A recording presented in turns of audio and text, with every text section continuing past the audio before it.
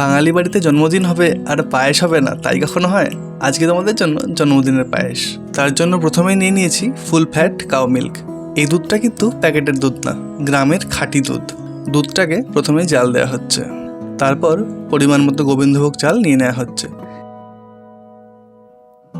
আমাদের বাড়িতে দুধ আর চালের যে রেশিওটা, সেটা মোটামুটি 1:10 থেকে 12, মানে মোটামুটি 1 লিটার থেকে 1200 দুধে 100 গ্রাম চাল।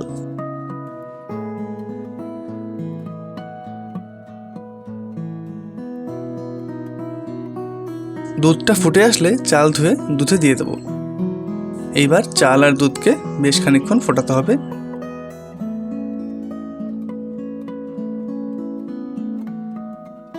এখানে কিশমিশগুলো ভিজিয়ে রাখা হয়েছে।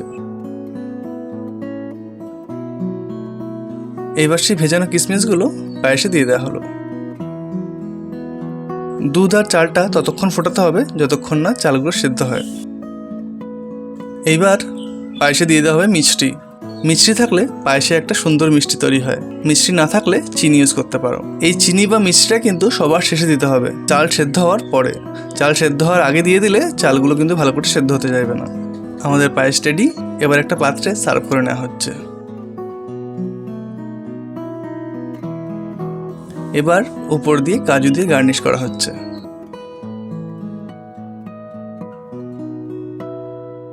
কেমন লাগলো তোমাদের আজকের এই ভিডিও? এই ভিডিওটি ভালো লাগলে অবশ্যই লাইক, কমেন্ট আর শেয়ার করবে, আর আমাদের চ্যানেলটিকে সাবস্ক্রাইব করতে একদম ভুলবে না। ভিডিওটিতে পাশে থাকার জন্য অনেক ধন্যবাদ। আর যার জন্য আজকে স্পেশাল পায়েস, এই যে বার্থডে গার্ল, হ্যাপি বার্থডে।